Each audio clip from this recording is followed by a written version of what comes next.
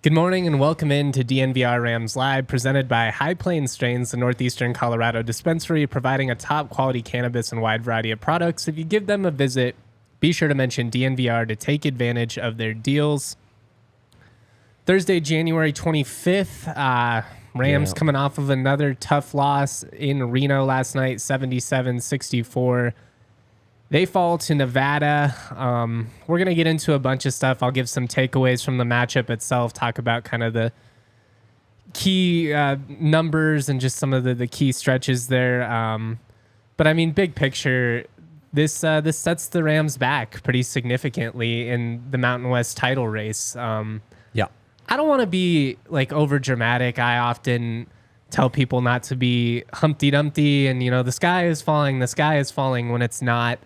I had some people, unsurprisingly, you know, upset last night tweeting about how they're not even going to make the tournament. That's not even close to where this team is at right now. But it's disheartening for sure to see them struggle in these first three road games the way that they have. The offense has not traveled at all.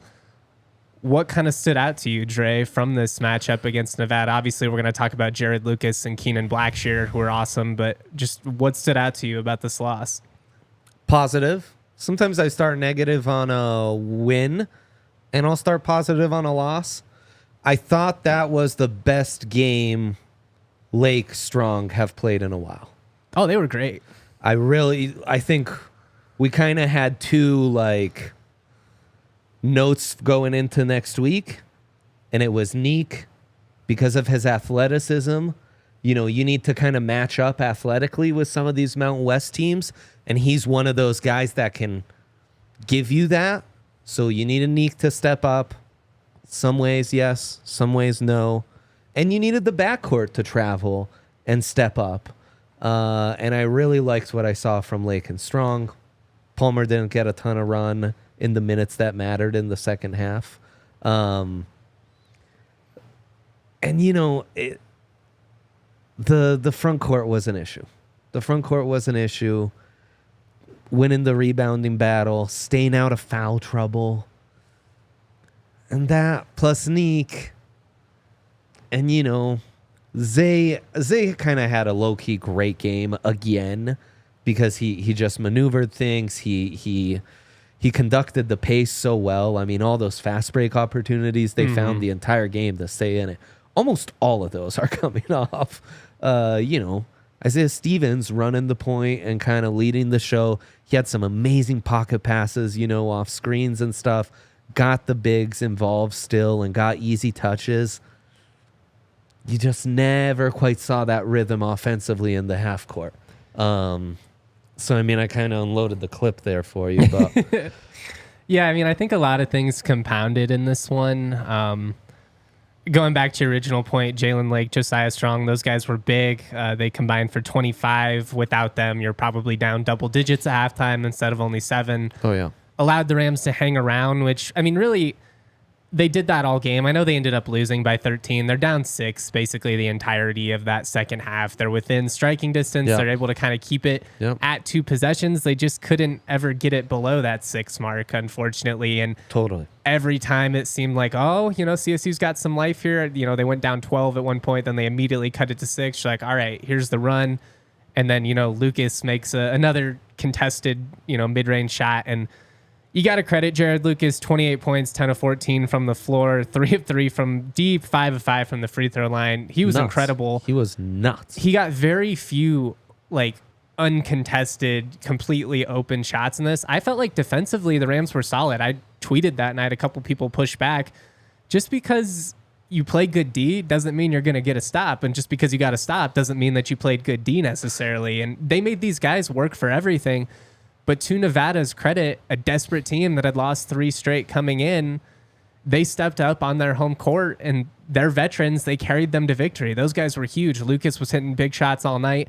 Blackshear at the end was kind of the closer. And 1,000%. You know, I've talked about it multiple times on this podcast, how deep this league is, how, you know, many talented backcourt duos there are, and Blackshear and Lucas, we've seen them when they're on, they're as hot as anybody. And they are guys that can kind of shoot you out of a game just as much as they can shoot you into it. But they were on, and CSU, their stars, they were off. You know, I don't think it's a situation where we need to get like all that dramatic about it or be like, what the hell is wrong with these guys? As you mentioned, Isaiah, he didn't have any points at halftime.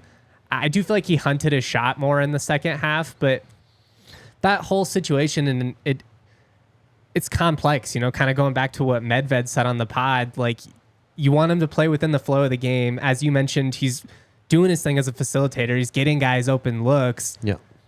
The Rams just aren't hitting those open looks right now. And that's really the biggest difference in this game, is that both teams played really physically. Both teams played good defense. Nevada hit a lot of tough shots. Nevada hit their free throws. CSU missed a lot of open shots, and they still missed too many free throws. So, I mean, yeah, it's a trend that really goes back to the start of conference play now. And honestly, like, if I was an opposing team, I would keep daring some of these guys to shoot, like the Joe Palmers, and, you know, Cartier's had a rough stretch offensively. I thought he played hard despite picking up the fouls, you know.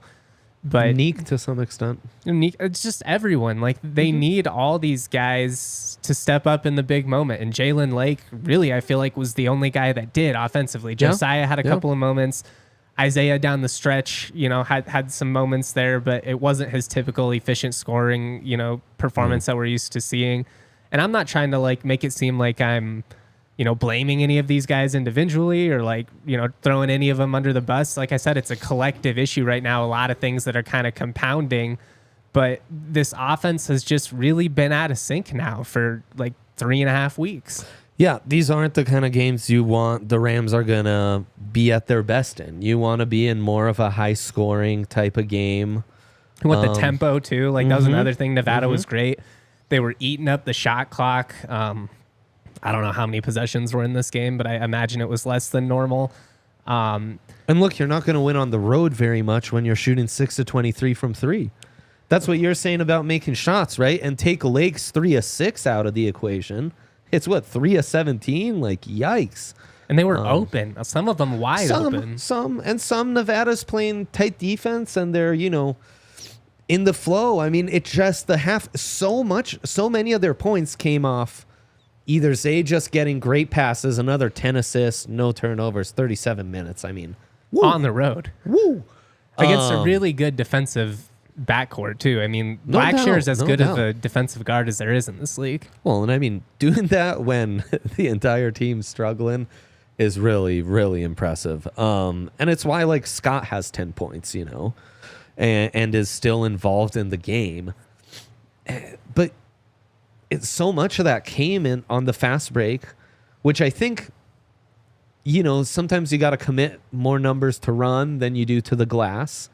And it's a double-edged sword. It's like, when you get out and running, you're probably going to give up more offensive rebounds, which is an area that CSU was susceptible early on in the season. Totally. But, I mean, they were great in transition. And when they were able to get out and run, outside of, there were like maybe 2 stretches where they jacked a transition 3 that was open. And, you know, you don't fault the guys necessarily, but it, again, going back to that interview with Medved a couple weeks back where he talks about, like, maybe be a little bit more patient there. Like, let's work it to the rim, or even if we do get a jump shot, let's make sure it's completely in rhythm. Your feet are set. It's not, oh, I got to get this up before the D gets, you know, set.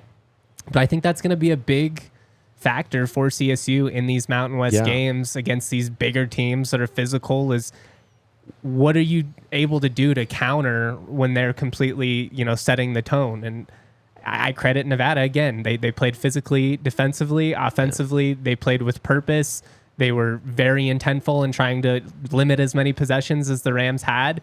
And they hit a lot of tough shots at the end of the shot clock. Like, at some point, you just kind of tip your hat to 2 dudes who had a career night. And I know the Ram fans right now listening are struggling because it feels like every year CSU will have a good player, a guy that's in the all-conference mix, but not a conference player of the year type guy, go off and have his Kobe game against the Rams, the Bryce Hamiltons of the world. It's like he dropped 35 against CSU. Did you see that? It happens. Combined 19 of 26, Lucas and Blackshear. And again, I feel like they had very few like easy buckets. Yeah. So I felt like defensively the Rams executed the game plan. They got it. They made them work for everything. Sometimes, a good bucket beats good defense. And that's just kind of what I felt like happened. And conversely for CSU, they couldn't buy a bucket for long stretches of the game. And they got to figure it out. They got to figure it out in these road settings. Because they had their opportunities. It's just like you said, so much of the second half was staying at 6. Nevada might go up to 8. Rams would respond right back, get it at 6, get the stop, and then you couldn't make that maybe decent look you got to take it to 4, to take it to 3. I think it got as low as 5 when Strong finally hit, or Lake they might have got it to hit 5 a 3, at one point. and then it was that went quickly. So that's where Blackshear kind of took over, honestly. That's where it switched from Lucas to Blackshear. But hey, it's going to be like that sometimes. I love that they were able to run that consistently on the road. I love that they were able to get their shots. There were moments, especially second half of the first half, where it seemed like the half-court offense was more in rhythm. The ball was popping a little more. There was more movement off ball. And it was like, okay, this is how you're going to... But then you also need the shots to fall. And 2 other guys kind of had career nights. In a place that I believe the broadcast said Nevada was 23-2 at home the last 2 seasons combined. It's been a tough place for everyone in the league. I mean, road wins are not going to come easy in this league. No doubt. They do happen, and that's why when they do happen, they're so huge. And that's, I think, big picture, and we'll keep getting into some more takeaways from this, but I think big picture, just kind of putting a bow on this intro segment here. It's disappointing because you're 0-3. I don't feel like CSU played poorly against Utah State, Boise State, or Nevada. They didn't lay down in any of them. They're right there in all of them. But it's 3 big missed opportunities because you only have so many chances. And now, you got a huge game coming up Saturday in Wyoming. We'll talk about that in a little bit. You're going to have to try and steal one in the Pit or Viejas now if you realistically want to win the league, I think. Now, it's very possible that some of these other top teams go out on the road and have the exact same struggles the Rams do. And I was saying before, I think it's going to be a 5-loss team that wins the league, and maybe it becomes more like a 6 or 7 because it just really is that much of a gauntlet in this conference. Yeah. But the reality is you really would have liked to have stolen one of these 3, initial road games. The benefit is you're 3-0 at home. You're taking care of business at Moby, so you don't have any bad losses yet either. You don't have any bad losses on the season. Mm-hmm. But the path to a title, it got a lot more challenging. Yeah. Is it time to recalibrate? I don't think necessarily. I think because we have to see what happens with all these other top teams. I just have a hard time seeing any of these top 3 or 4 teams sweeping multiple of the other top teams. Now you might get one, and that could be a huge factor if you're like a New Mexico, for instance, who already beat San Diego State at home. If you're able to then go to the Pit and beat them as well, that's going to be a huge advantage now. And if you're the Rams now, not only do you need to try and steal one, you also can't afford to drop any ones against an Air Force who just kicked UNLV's ass. Wyoming is 1-2 of 3. They have some confidence. A game in Laramie is never easy. Yeah. It puts you in a spot where you have very little room for error at this point. Your margins are just very thin right now. And 1,000%. I could see a situation where this team gets hot, especially with the veteran leadership they have. And they just end the season on a tear and they find a way to steal one in a league that's going to be very, very tight. But I also think, coming into the league slate, it was more like, this absolutely should be the Mountain West Championship team. And I still feel like it should be viewed as a team that was capable of doing it. But I don't think they're the foregone favorite at this point anymore. And obviously the odds would tell you the same thing. I think at this point, they're kind of on the outside looking in. And in order to take that regular season title, they're going to have to do something pretty remarkable here. And that's not to say that they can. I'm not throwing in the towel. But realistically, you're probably more at this point thinking about NCAA tournament seeding. And You know, I've said all along that making a run in the tournament means a hell of a lot more to me than winning the Mountain West. I want to see this group win the Mountain West. They've never done it, so I want to see them do it. But like, I mean, as long as they make the tournament and like have some success, I'm not gonna be like devastated. You know, I'm just trying to keep it even. Like, yes, it'd be disappointing, especially after the start. You know, you're 13-1. I think that's a recalibration. You know, you're not thinking top 20 ranked. You're not thinking top 5 seed necessarily. But I think you could be a top 20 team and finish 3rd or 4th in the league potentially. Totally. And I mean, in a neutral site, this team's going to be as frisky as any. I mean, and that's the big factor. Tournament. Like, the postseason's going to be played in neutral courts, you know. And we've seen what this team is capable of doing at home and in a neutral setting. I do think just from like a confidence standpoint, you got to find a way to kind of steal some of these on the road. I don't know. I mean, I guess, yes, technically a recalibration, but also like it doesn't, like, my view of this team has not changed. I don't think their ceiling's any different. I think the league is even better than I thought it was, being quite honest. It's stacked, man. And by the time we talk next week, it might be a completely different tune if you're able to take care of business on the road and then, you know, protect that home court against San Diego State. Big one coming up, headband giveaway night. It's going to be a lot of fun. Want to shout out our homies over at Breckenridge Brewery. There's nothing better than sitting around having an ice-cold Breck Brew in hand, kicking back, maybe watching a little college basketball. Breck Brew's been doing it for 33 years. It all comes down to their love and passion for making good beer. That might be 34 now. I updated it from 32 to 33 last year. It might be 34 now. 100% renewable energy they make everything with. That's awesome. You love a globally conscious company. You love a locally focused company like Breck. Try any of their awesome selection. Avalanche, Amber Ale, Mountain Beach. You can't go wrong with any of them. Check out the Breck Beer locator at breckbrew.com. Find a brew near you. I also got to talk to you guys about our presenting sponsor, the homies at High Plains Strains. And of course, they are the dispensary in northeastern Colorado. Like Ohio State is the Ohio State University. They are the High Plains Strains. They are the premier dispensary. And they've got it all. They've got premium flower, you know, if you need a little bit of concentrates, edibles, whatever you need, they've got it. There are 3 locations conveniently in northeastern Colorado. All of them have drive-thrus, so you don't even have to get out of your car. Check them out, Log Lane Village, Garden City, and Sedgwick. If you are out there, they are the dispo for you. We're in the heart of winter. They make your life easy. Some of their deals include a full ounce for 80, Veritas Eighth for 25, Mammoth 1 gram cartridges for 15, or exquisite extracts 4 for 40. Remember to use that code DNVR online or mention DNVR in stores to take advantage of these High Plains Strains deals. Nice. Whew. Nicely done. All right, so we've hit on a lot of these takeaways kind of intermittently, but we'll just kind of dive into some of the stuff here, and then we'll focus on the Mountain West as a whole, kind of give an update on the league. We'll talk about the latest power rankings. You finished -2 on the glass, which, you know, you hung well. I didn't think it was a huge factor necessarily. Didn't give up a ton of, you know, offensive rebounds. There were some putbacks that they were able to get, and that's just going to be hard for a team like CSU that doesn't have a, you know, like a true 7-footer. When you have a guy coming over the back of you like that. Yeah, you're going to be at a disadvantage there. It's been more of an issue in other losses. Yeah, agreed. I do feel like physically they made it really hard, and CSU, especially on the defensive side, you know, they've kind of struggled to keep some of these big dudes out of the paint without fouling, and, you know, the foul trouble's been an issue now basically in every loss. Big issue. They're going to have to figure out, especially on the road when you're not going to get a whistle, and I've had some Ram fans complain to me. It's like, well, we don't get a whistle at Moby either. Sometimes it feels that way as a fan.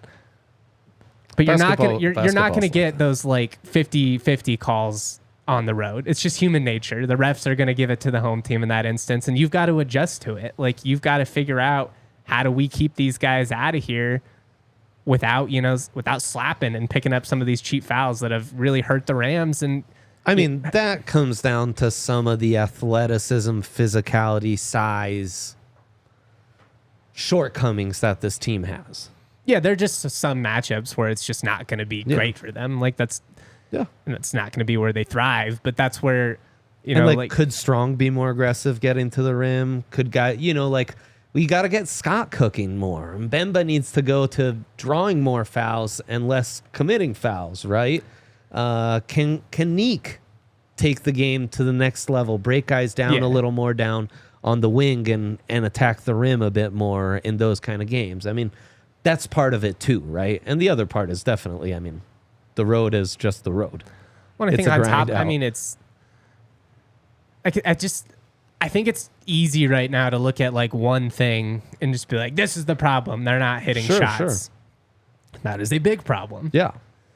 But it's like all kind of compounding, you know, like we're having a hard time getting in the paint because they're clogging up the lanes because they're not scared of these other guys hitting shots on the outside. Yeah. As soon as they start knocking down some of those shots, the spacing completely changes. Now that lane for Neek to attack the hoop is there, or somebody like, you know, Josiah. Isaiah's a guy, you know, you feel pretty confident, and Neek to an extent, of him putting the ball on the floor in any circumstance. And generally speaking, probably he's going to be able to get a quality look.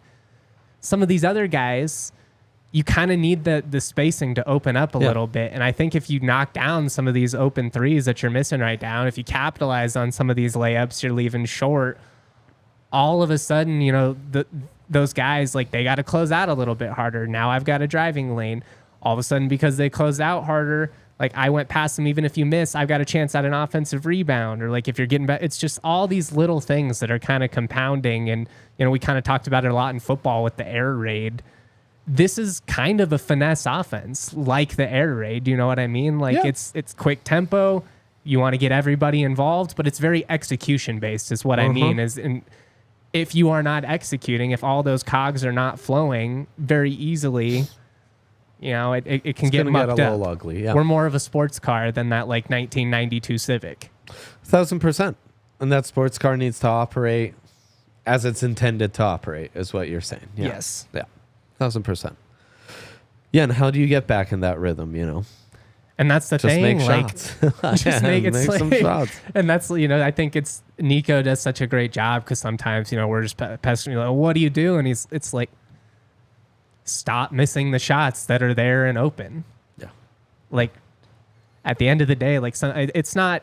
And some of that comes down to just take a breath. Mm-hmm. You know, take a sack, take that extra step, that extra dribble. And like, I think some of these guys are in their head a little bit. I think you can see it. It's been a tough stretch. With so Cartier's like body language, you know, I definitely can tell he looks frustrated. He hasn't looked quite as assertive offensively. You know, he's a guy whose footwork is incredible when he wants to. Like, post up if you're not hitting those threes. Let's get you some touches down low. Yeah. It's harder when you're not on the floor because you're in foul trouble. But I just think if they could do a couple of things here, just get Cartier going at the top of the key, hit some of these threes, get a couple of those other wings, you know, just knocking down a few of these open jump shots. Then all of a sudden these lanes open up for Neek. Isaiah's going to have more space. If you give him more space, it's only going to benefit this team because you can see what he can do even when it's tight. I just think they've got to get a couple of things going here, and then all of a sudden that flow is going to get going. And there was, you mentioned it earlier, I think a stretch in that second half for about 5-6 minutes where it did feel like, all right, we're going. And then they missed a couple of shots, and then you kind of felt the air go out of the building. For sure. And I mean, when's the last time 2 of the 3 bigs had like good games at the same time? It's been a while. It's been an either or situation. One of the 3, basically, right? There's been a Cartier game, a Scott game. Earlier in the season, maybe some Mbemba games. Mbemba games probably when Scott or Cartier were also having a good game, you know? Yeah. So, yeah, it's been a minute, and you kind of need that too. I mean, just like making shots, being able to put a little more pressure on the rim where you all of a sudden, oh, shit, we got to double this guy, you know? Like, he's a problem, or we're forced to foul a little more. Make those defenders think just a split second longer, and then all of a sudden that, you know, it's just it's a game of milliseconds. Like, sometimes we can be cliches, but like right now I feel like defensively you can be pretty sure in what you're doing because it's like, I'm not going to drastically try and, you know, contest the shot. I'm not going to close out on him because I don't think he's going to hit it. Totally. Right. It's a game plan you or I can draw up. It's like, yeah, I mean, just do your best on Isaiah Stevens and force him to make shots, and we're not too concerned about pressure on the rim, and we'll adjust from there. I got a comment here. Damn it, Bobby. They were too small when they lost to Michigan in the tournament too. Going to have to start recruiting some bigs in the future. Respectfully, easier said than done. It's like that's kind of like going on a football stream and being like, we just need to get a 3 technique that can also rush the passer that's 300 pounds. We need a 5-star quarterback. You're not going to sign a true 7-footer in this league. It's just not that is a Hunter Dickinson and does the things you want. You might get a guy that's big, that's just big. How about more athletic down low? I think they did that this year. Inches, I think they did that as a whole significantly. So is that coming? Are those underclassmen that just don't have the minutes right now to really be relied on upon? Well, I think you need Joel Scott to do more than he has for sure in that regard. But I think like what they basically like, you weren't able to get a true 7-footer. So they were like, all right, well, we're just going to make our entire lineup 6'5" and up instead of last year where you're rolling a bunch of 6'4" dudes and under. I don't think they're a small ball team. Like, I don't know. I'm not trying to argue and say like they shouldn't pursue a guy like that. I just mean it's easier said than done. That's all I'm saying. The true 7-footers of the world that can shoot and are also athletic and dynamic, like they end up at the Michigans of the world for a reason. Sure. Also, but what about just with more physical or more athletic? Like, is there one aspect of the front court they just you need to be address? tougher? I don't think it's a. I think guys like Bemba and Scott are capable of doing it. Yeah.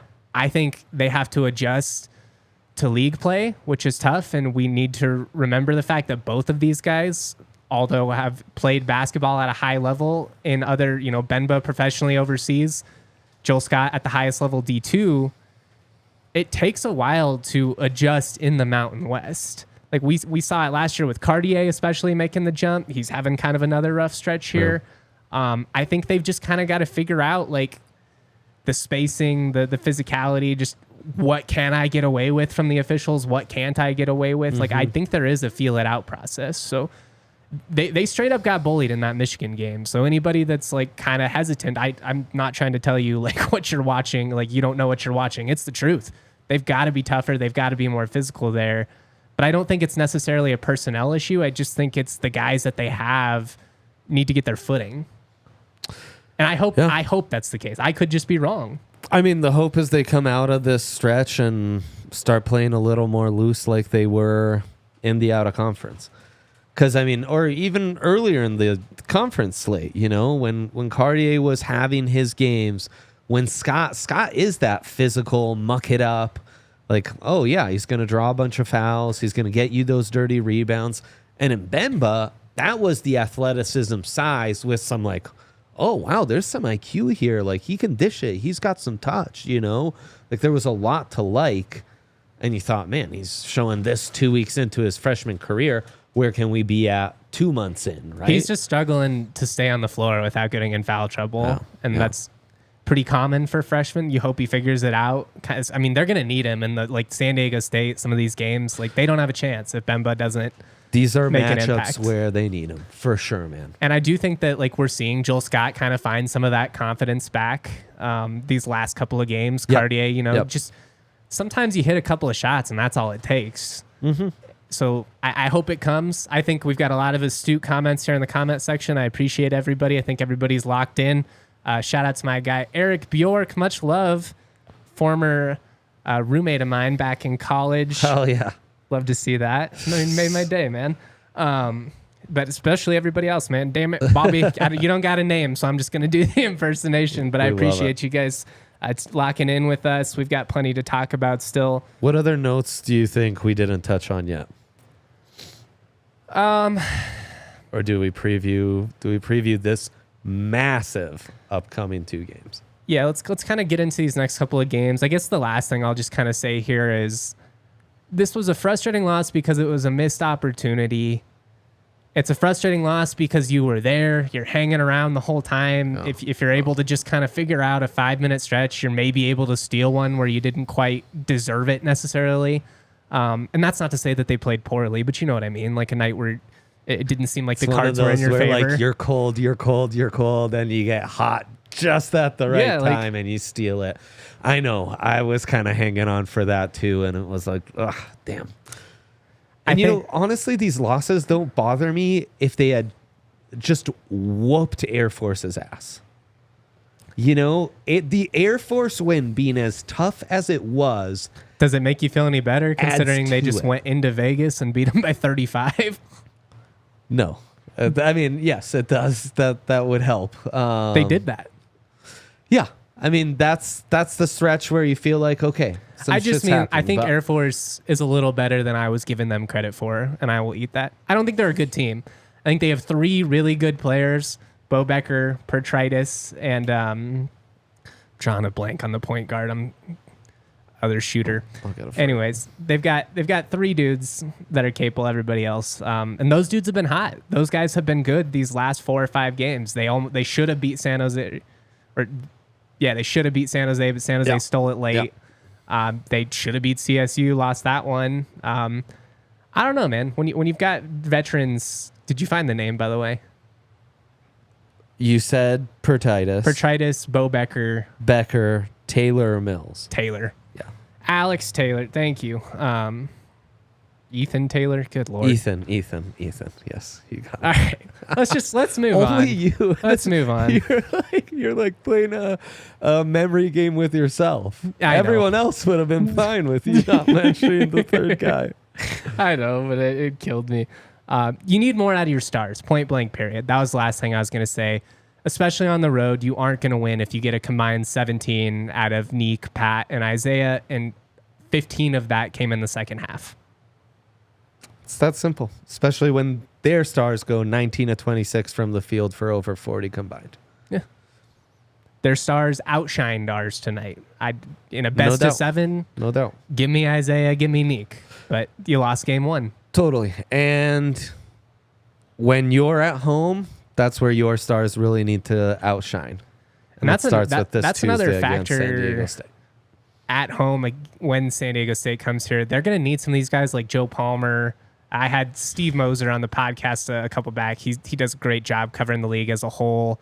That's where the younger guys, the depth, the youth needs to show up, especially when you're at Moby. Especially at home. And no more slow starts. Banned forever, slow starts. I don't know what it is, man. I really don't. That hurts them a lot. That's been part of this stretch. I don't feel like it's like I don't feel like the mentality has been bad or like they haven't, they've come out lethargic or anything like that. They haven't been as sharp, and they seem to figure it out. They are certainly a second half team. 4 double-digit comebacks this season. They played better in the second half last night than they did in the first, but.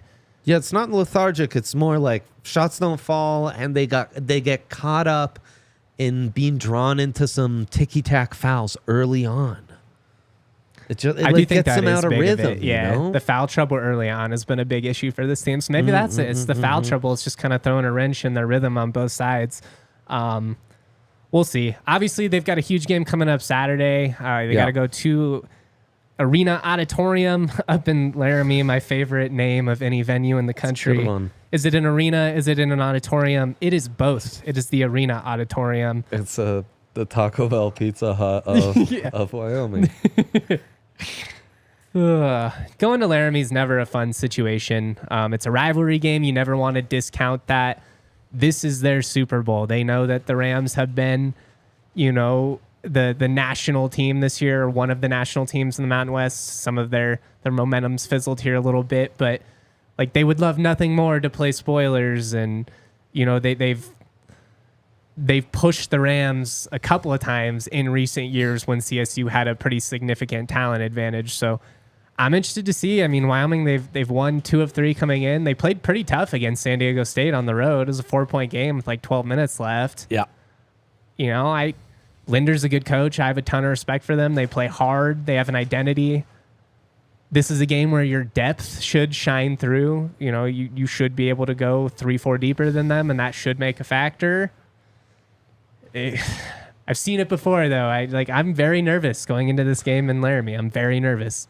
All these road games, it's like the other team's Super Bowl, You got to be comfortable with being the hunted. And if Sam Griffin goes off, he's averaging 47% from 3. He's hot, dude. Nuts. goes off, things could get complicated. Well, they scored 98 points in their win over Nevada. So you got to throw bodies at him, right? That's where the depth comes in. Just a bunch of guys to muck it up. I hope this can be another game where Lake and Strong just get lots of minutes, get in rhythm, just play well. I mean, you just got to assume that Neek and Isaiah are going to have a bigger scoring game than they did in this one. Just playing the averages. Man. That's Pats, the thing. Getting back in a rhythm would be huge. Can you hunt Griffin a little bit defensively to tire him out?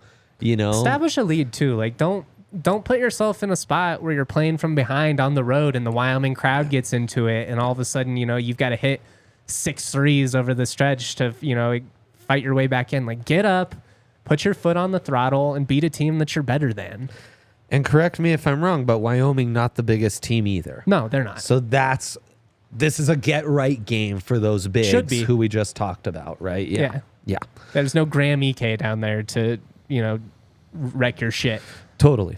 New shirt is coming soon, Taylor. Yes, sorry. In the comment section, we do have a new shirt coming soon. I don't have the official details on that, but I will get it to you as soon as possible. Eyes emojis.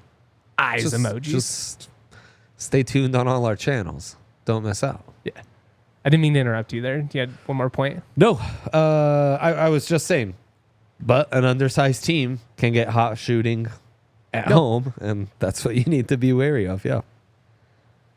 All right, let's wrap it up. Let's get into our Mountain West power rankings. We'll kind of talk about San Diego State. We'll talk about some of these other teams in the process here. Buying tickets let's go. Should not be stressful. Let's go. It shouldn't be like me watching Mountain West games, watching the officiating and wanting to rip my hair out. It should be smooth. It should be joyful even. And with most companies, it's just not. You think you're going to get a deal. You're all stoked. Oh, Imagine Dragons, whoever the hell you want to see. They're in town. Wow, shots to those guys. It was the first band I thought of. I don't know. I love it. You're like, man, $25 tickets. What a deal. Then you go to check out and it's, a service fee, a convenience fee. Right. You tried to buy tickets on a Wednesday fee. Sorry, you needed to buy them tomorrow.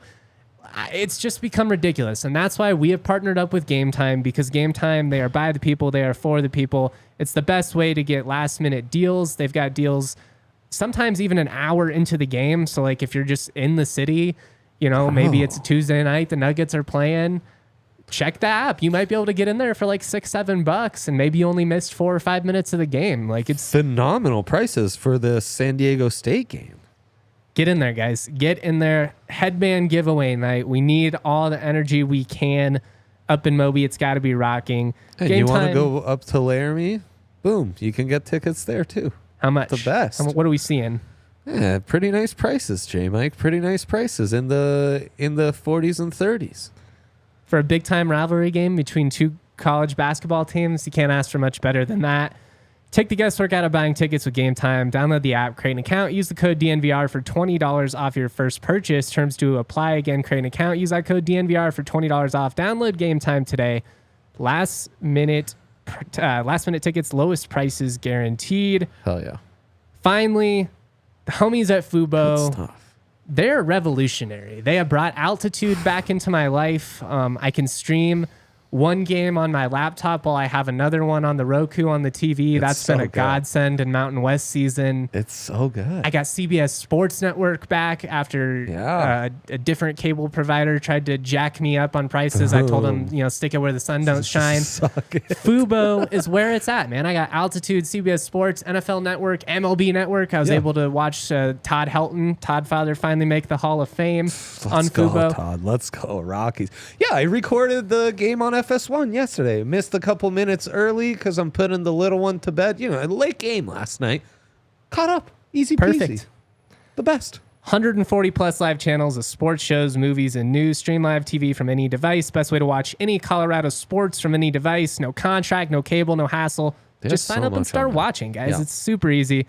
Watch all of the college basketball and NFL playoff action with Fubo. Go to www.fubotv.com/DNVR. Sign up for 15% off your first month of Fubo Pro.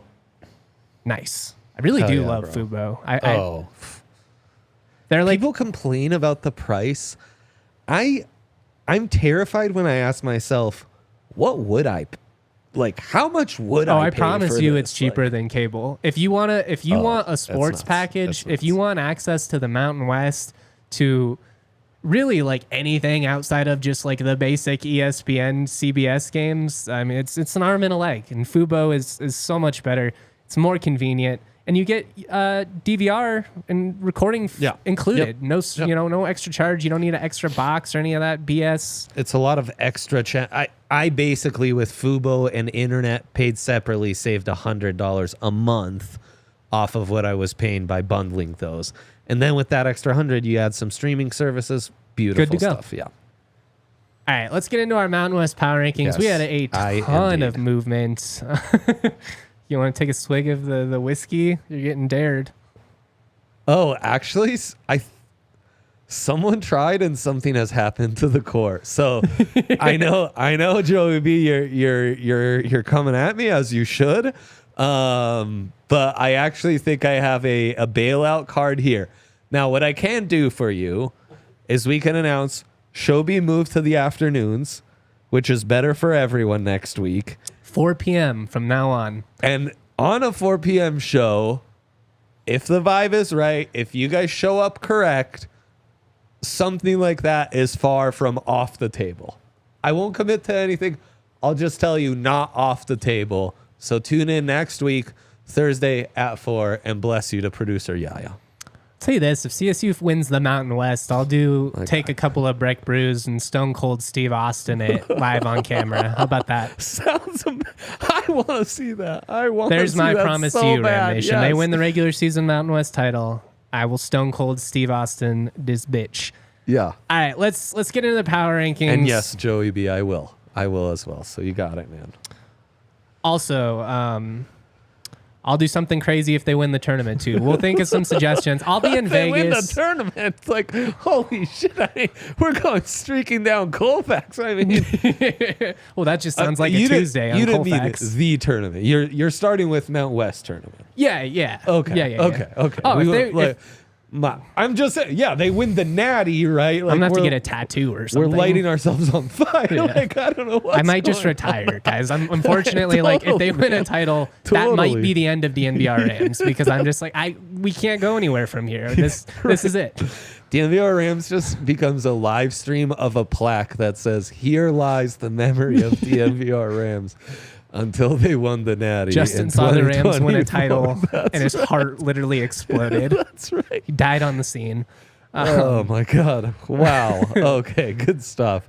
All right. Shout out to everybody in the comment section. If you're listening to this as an audio only podcast down the line, I know this has been a little bit more all over the place than usual, but it's why you got to tune in for these live shows. Yes. It's fun. I appreciate you guys in the comment section dearly. I've got Fresno State at 11. Movement at the bottom. We love to see it. We've got some Air Force has risen. He has risen. They have. Flying high, you could say. Fresno, they had a chance. They came storming back the other night, or Boise was beating them pretty significantly. Fresno actually took the lead, and then they just completely choked it away, and I get so frustrated with them. This league, man. Yeah. There's they no almost easy games. got Wyoming too, like on. Well, it's all these bottom Wyoming, teams, and that's what's scary. And that's again when I say, like I think the path to a title is it's not unrealistic, but you got to remember just how challenging it is and how little leeway you have at this point. Like the Air Forces, the Fresnos, the San Jose States of the world. When they play their game, they are capable of hanging with you. And some of these teams have already thrown a wrench in the title. And, UNLV is a great example. On their best night, they beat Boise on the road, and then they just get housed by Air Force at home. Like, it's going to be a wild ride. The emotion is not done. I do also want to make that clear. Like, they're not going to run the table from here on out. Rams? Yeah. Well, I don't anybody. think anyone. Yeah. No. Take your pick. I mean, that's the thing. Just like San Diego State, they both have 4 losses already. 2 road losses for the Aztecs already as well. Yeah. San Jose State, I have them next, 8-11, 1-5. Your guys. My guys. I love Cardenas. I love Tim Miles. They play hard against everyone. And again, I really do think they are going to be a thorn in the side that costs one of these top 6 teams. one of these bottom 3 teams at least will be. But I do think it's a pretty significant gap with these bottom 3 and then everyone else. And then we'll go Air Force right above them, who damn near beat CSU, absolutely destroyed UNLV in their own building. Weird things happen in Vegas all the time. That was the weirdest thing to happen in Vegas this year. No kidding, man. Destroyed. From the get-go. Bo Becker comes out, hits like 4 threes in the first 5 minutes. And they were up like 36 at one point in that game. It was almost a 40-plus point victory. Yeah, the state of Colorado really owns UNLV. They had a week against we needed the that. poor Rebels. We needed that, Colorado, as a whole. Wyoming 7th. They're 10-9 overall, 3-3 in the league. Did you skip UNLV at 8? Oh, yeah. I don't even want to talk about them. Let's put UNLV at 8. Their inconsistency frustrates the hell out of me. They're nuts, man. They are nuts. UNLV is good enough to be a top 3 team. Yeah. I almost put them at 11 after that lost Air Force just because it's the worst. They have the 2 worst losses in the Mountain West this year. They lost at Southern at home earlier this year. Yeah. They got absolutely destroyed at home now by Air Force.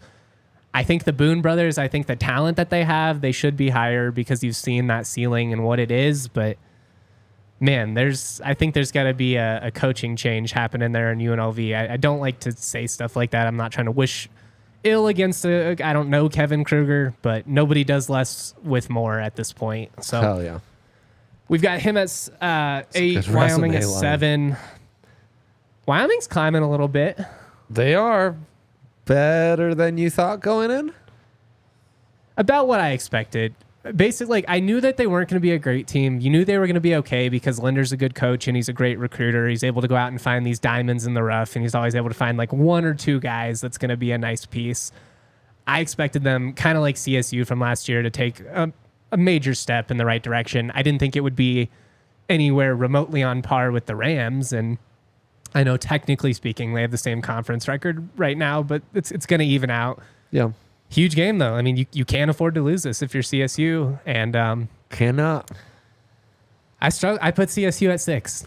I think low mark of the season. I think losing 2 out on the road, then barely winning 2 at home, and now, dropping this one. I think you got to put them below Nevada, who I have at 5 because of the head-to-head result. Even though Nevada lost 3 straight before that, you have the same conference record. Yep. Gotta put them below Boise, who's 5-1 in conference. It's the thing is, I was trying to go through it, and I was like, I think I could make the argument that I do think they are better than Nevada, and losing to Nevada in their own building, that doesn't change my opinion of that. But I do think when you also factor in, the couple of games before that and the head-to-head, I think you got to give it to Nevada since they won by double digits. Fair to say so a month into the season, non-conference, we kind of thought there's a top tier and then there's a second tier. That second tier has kind of just joined up with the top tier to create a power 6. Yeah. I don't think anybody is drastically better than anybody right now. So fair to say that second tier better than we expected going into the year? Yeah. Yeah. The middle. And then the bottom, we just said that bottom 3 friskier than we thought. I mean, the worst team in your league is 8-11, more than almost 3 months into the year. That's not bad. I know. At 4, I went San Diego State. They dropped a couple of road games, crazy. so I basically have them in the same spot that CSU was in after they had lost a couple of road games. I'm still very high on them. I wonder if they have the shot making to outlast a team like Nevada, for instance. Like, I think Nevada would have beat San Diego State last night when Lucas and Blackshear are doing what they're doing. How do they combat in a game where 2 teams are going tit for tat? That's my only worry about the Aztecs, because I think like when they get out and they're able to set the tone physically, they find their confidence. Good luck. But what is it going to be if they're going against a Isaiah who goes for 35, or like a Lucas, who has a career night like he did against CSU? Yeah. Do they have a guy that's capable of, outside of Ledee, exactly, knocking down enough shots to keep them in it? Very interesting. Very interesting to see how they find their groove. Parallel month to the Rams in a lot of ways. Yeah.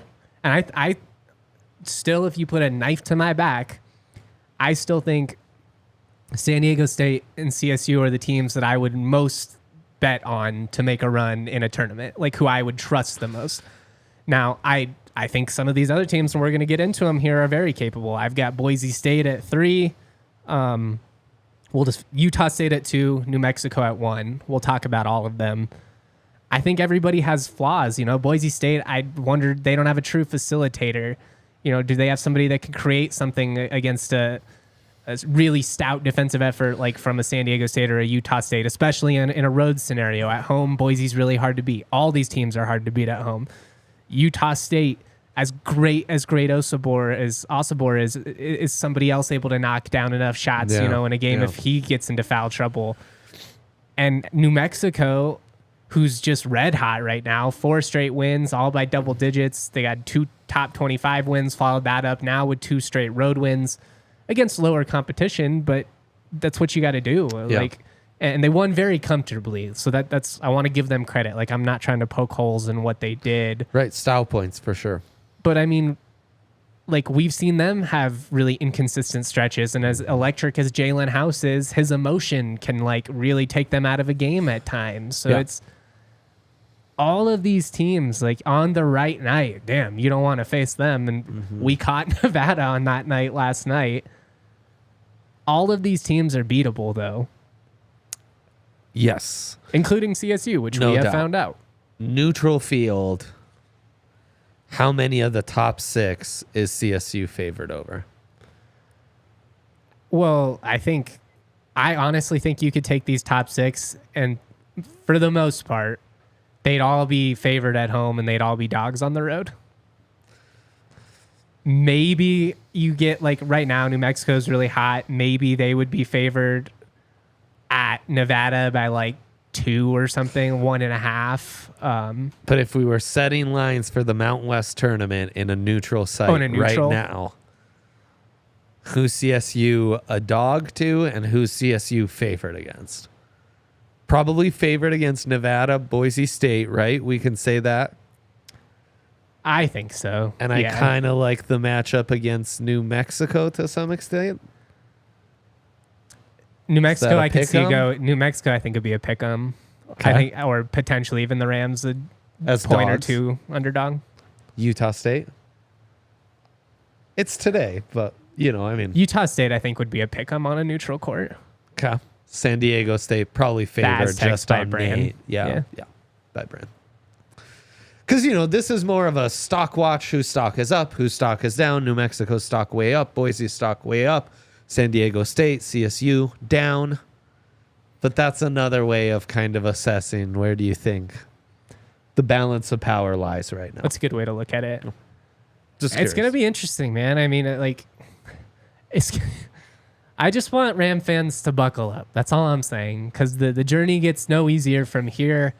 They're not in a risk of losing an NCAA tournament bid anytime soon. Now, obviously, you never say never. Anything could happen. If they had an epic collapse, that'd be absolutely heartbreaking. Yeah. I think legitimately they could go 500 in the Mountain West and still probably get a 12, 13 seed.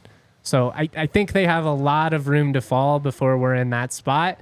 I don't think they're out of the Mountain West title race, but I think, as we have said, you're going to have to run a 4-minute mile at this point, to do it. And with a team like Isaiah and Neek, with a coaching staff as good as this one, I wouldn't put it past them, but we'll see. And doing so in this league where the top 6 are all capable of, hanging with each other, it's just going to be tough. This league is as good as it's ever been. It's kind of like Ram luck. You have this run, and of course the whole league elevates with you. But it's fun, and this is what big-time college basketball is. If you watch Big 12 ACC basketball, wins, you'll watch a team like Kansas beat TCU by 30 at home, go on the road and lose to that same team by 12. Yeah. Road wins do not come easy. There's in no legitimate basketball conferences, and that is what the Mountain West is. The Mountain West is a high major basketball conference as of this point. They're in position to get twice as many teams into the big dance as the Pac-12. Because of that, you have to understand there's going to be some bumps along the way. Now, this has been in an extended period of time of which the Rams have not looked like their, full functioning self. We want to get back to that sports car mode. They've got to fine tune a couple of things here, but their ceiling is still incredibly high. They're still in the mix. All of these other teams still have to go out on the road and play each other too. We've seen it. I think it's really easy to think oh, this is only happening to CSU. San Diego State got their ass kicked on the road in the pit. Then they struggled in Boise. It's just going to be one of those seasons where the road wins are few and far between. And you would have liked to have stolen one of these first three, because realistically, stealing one of those first three, probably a more realistic path, than going into the pit or going into Viejas and taking one. But you never know. We've seen them do it before. We just got to see how the season plays out. And at the end of the day, if nothing else, you should be in a very good position come Selection Sunday for a premium bid. And totally. Road wins don't come comfortably, though. I mean, that's what that whole power rankings exercise was. And that's why New Mexico's number one. That's the one team that's won comfortably on the road. But when they were in Moby, what happened? And look, the Rams have a nice little stretch, because you get a couple of those games on the road that I feel like you can steal. Mm-hmm. Wyoming, Fresno coming up. You have to. I mean, that's the thing. If they lose this game against Wyoming, there's going to be a lot of panic. Again, I don't think they're in a spot where it's oh no, they're going to miss the tournament. Now, that would be their first metric-wise, bad loss of the season. As they're standing right now, 3 true road losses and then a loss to St. Mary's at home. None of those are going to kill you. Damn St. Mary's. But a loss to Wyoming on the road, or at home, but I mean a loss to any of those bottom teams, that's going to kill you. And that's where this league is hard, because that game is harder than what you're going to get credit for. If you win it, it's going to be good job. You did exactly what you're supposed to do, even though it's beating a team that's found some momentum on the road and is your true rival. But if you want to be taken seriously as a contender, these are the games you have to win. There's some slack. You can lose some of these games to their top 6 teams. You can't lose to a Wyoming on the road. You got to win it, period. And 3 of your next 5 are at home, and the 2 road games are Wyoming and Fresno. I think you got to go 4-1 over this 5 to stay put, and I think you really got to hope for 5-0. 5-0, Justin. 5-0. That's the hope, but I know, but you lost ground a little bit the last couple weeks. This is where you make it up. If you are realistically going to contend for a conference title, and you take care of business at Moby. That's, you're really a top half team of this league. You take care of business on the road against the easy ones, and you take care of business at Moby. I'm with you. That's the goal, baby. Shout out to everybody in the comment section. Shout out to everybody listening to this podcast down the line. Y'all make my dreams come true. Shout out to Yaya on the sticks. Always proud to be. Much love, y'all. Peace. We all silly like the mayor.